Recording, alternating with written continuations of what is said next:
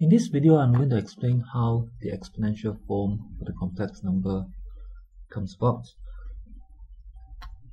So first, I'll just very briefly review the Maclaurin series which I'm going to need. Now, this is the formula for the Maclaurin series, in which we can express a function in terms of a series of terms that contain powers of x added together like this, and in which the coefficients of each of the power of x is given by this formula in terms of the derivative of the function. So for example, if you want to calculate the series for the exponential function e to the power of x, we would go through the steps of calculating the derivatives for e to the power of x, and then substituting 0 into each of the derivatives, and then we can find the coefficients of this series, and this is what we would get. Okay, and the exponential form of a complex number is given by this, that e to the power of I theta is equal to cosine theta plus I sine theta. So this is the exponential form. This is also known as Euler's formula.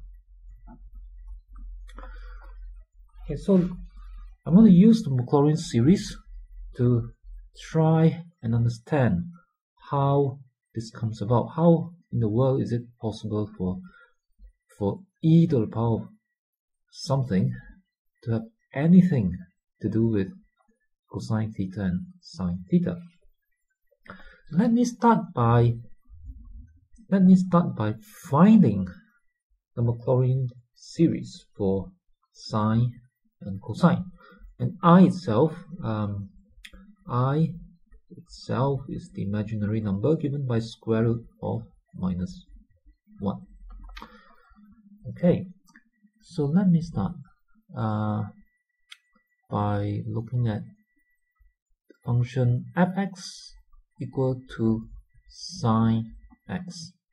Now let me start by finding the Maclaurin series for sine x. So as we always do with Maclaurin series, we start differentiating. So I'll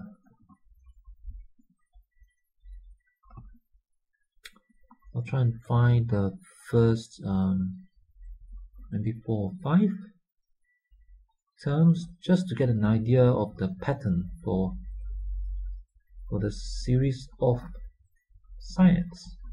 Okay. Now luckily, differentiating sine x is not too difficult, because if you differentiate sine x, you get cosine x. If you differentiate cosine x, you get minus sine x. So after differentiating it 1 time, 2 times, you get back sine x. You get back the original sine x, but with a change in the sign from plus to minus. So you can see that the pattern would just repeat. Okay, so if I differentiate this, I get minus cosine x. Differentiate cosine x, I get minus sine x, and minus is a plus. So I return to positive sine x, and so on. So it's quite easy once we know how to differentiate sine and cosine x. Okay. Then to write down the series, we need to use the formula. need to use the formula for the Maclaurin series. Let's see. So the formula, just write this down. The formula is a n is equal to 1 over n factorial times the nth derivative of the function with 0 for the x. Okay, that's the formula for the coefficient of the nth power of x in the series. So we need to find the values of these when x is 0. Okay, so for a 0, I'll just have 1 over 0 factorial, which is 1, and f 0 for this is 0. Okay, and a1, 1 over 1 factorial is 1, and f prime 0 is cosine 0, which is 1. For a2, I have 1 over 2 factorial times f20, which is sine 0, which is 0. So a2 is 0. a3 is 1 over 3 factorial. Okay, and 0 in here gives minus 1. And then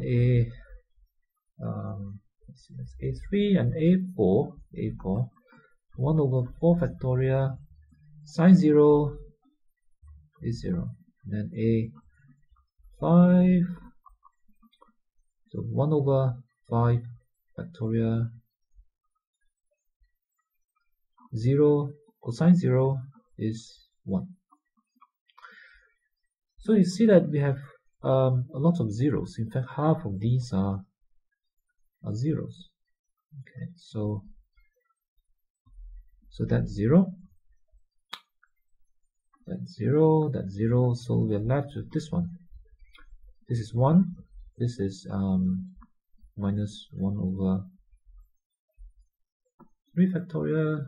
This is 1 over 5 factorial. That's just 1. Okay. So you see a pattern now. Only the odd numbered terms, like 1, 3, 5, and so on, or rather the odd n's, the odd numbers for n are not 0.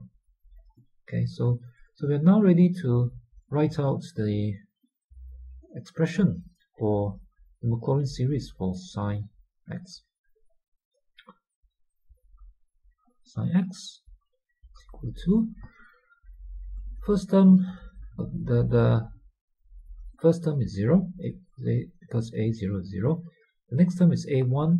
Coefficient is 1. So and it's x to the power of 1.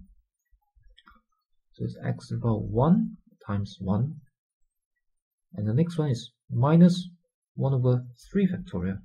And the power of x is 3. So we have x cubed over 3 factorial with the minus sign. Next one that is not 0 is when n is 5. So that would be x to the power of 5 over 5 factorial. And the sign is positive. So 5 factorial with a positive sign. And so on. See that the pattern repeats. And the sign keeps changing, right? That's plus, minus, and so on. Okay, so we have a pattern. So we can, for cosine x, it's very similar. For cosine x, we can just repeat these steps starting with cosine instead of sine. And when we go through everything, I'm just going to write out the result without running through the steps. You can try it out yourself. It's good exercise. And the series is 1 minus x squared over 2 factorial plus x to the power of 4 over 4 factorial minus dot dot dot. So very similar pattern to sine x, except that we have even powers of x instead of odd powers. And we start from 1. Now if you look at this series, it's useful. It's usually helpful to think of familiar values of x and of the functions to check that it's correct. So for example, we know that sine 0 is 0. Now if you look at this series, when x is 0, 0, 0, 0, the whole series is 0. And so they agree, right? The series value agrees with sine x when x is 0. And for cosine x, if x is 0, cosine x is 1, as we know. And if you look at the series, when x is 0, all the terms are 0 except for the first one, which is 1, which is again correct. So it's kind of reassuring. Okay, at least for obvious values, it looks right. And in fact, for any value of x, we can actually use this series to calculate values for sine and cosine x just by adding up many terms until the answer stops changing.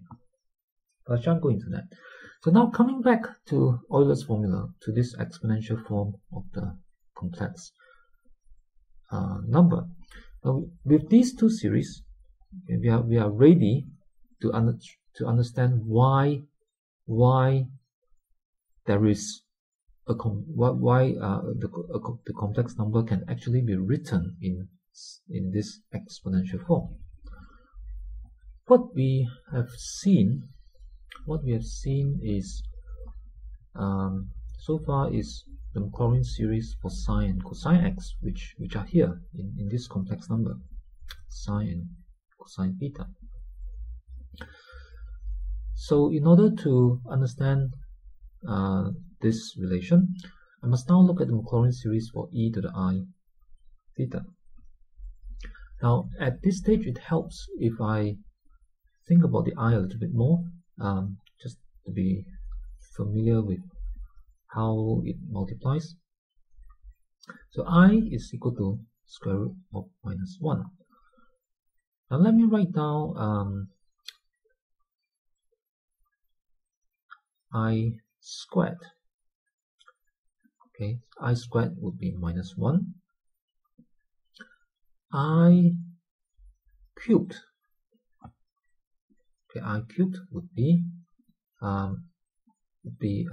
I squared times I. And since I squared is minus 1, this would be minus I. And I to the power of 4 would be, I can think of it as I squared times I squared. And since I squared is minus 1, minus 1 times minus 1, which is 1. And I5 would be just I again, and so on. Okay. So let's try. Let's take a look at e to the I theta. E to the I theta. E to the I theta. Let's see what it looks like. It looks like now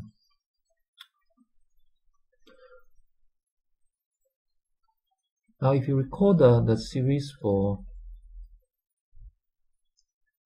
e to the power of x, we would just use the series which I showed right at the start of this video. 1 plus I theta plus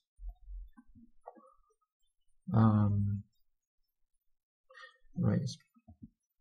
Let me just write it down. Let me just write it down here.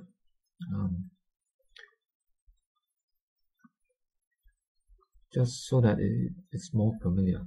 1 plus x squared over 2 factorial plus x cubed over 3 factorial, and so on. Okay, so that's what I'm going to use. So I theta here is the x. So 1 plus x would be the I theta, plus x squared over 2, that would be I theta squared over 2 factorial plus I theta cubed over 3 factorial plus I theta 4 over 4 factorial plus I theta 5 over 5 factorial, and so on. Okay, so that's what either I theta would look like as a series.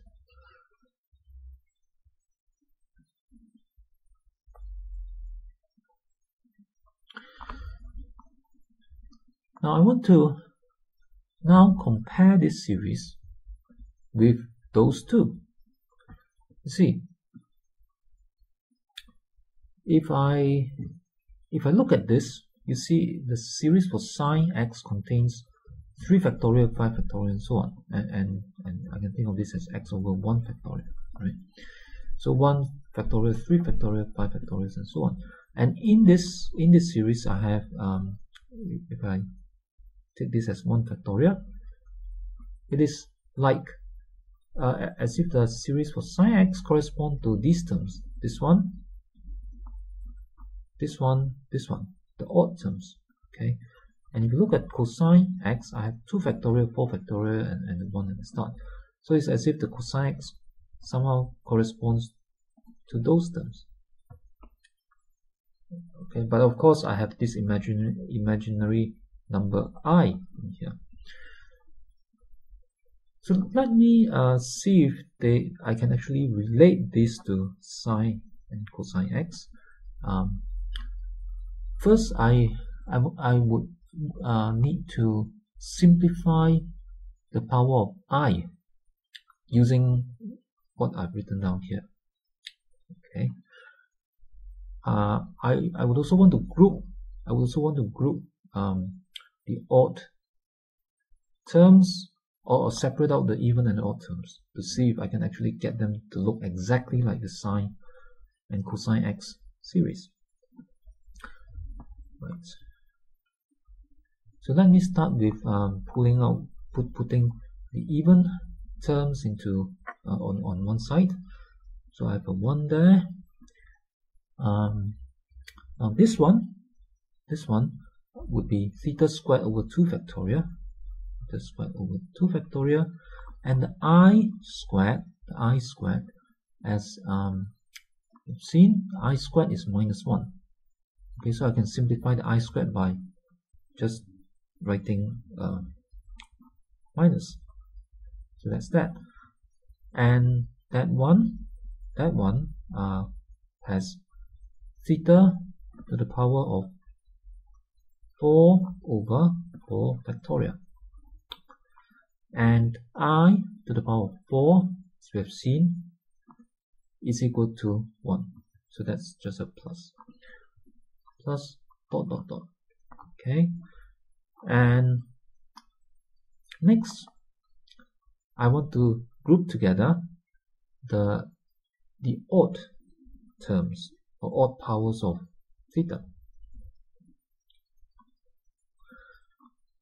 Right, so that would be just I theta. Next one, okay, contains a theta cubed over 3 factorial, and it has an I cubed, and I cubed is minus I, so that's minus I. And then this is theta to the power of 5 over 5 factorial, and I to the power of 5 is I. So just plus I, no minus sign there, and so on. Now if you look at this, and you look at this, no, that one, you see that it's exactly the same, except that the x there and there are substituted by theta. So therefore this is actually cosine theta. What about this? If you look at this, you see that there is the common factor of I, which I can factor out, and if I take out the I, what remains looks exactly the same as this, except that the x there is changed to theta. So that means that this is actually sine theta. And I've just proved it. I've just proved that e to the I theta is cosine theta plus I sine theta. Okay, so now we understand, using Maclaurin series, now we understand why there is an exponential form for a complex number.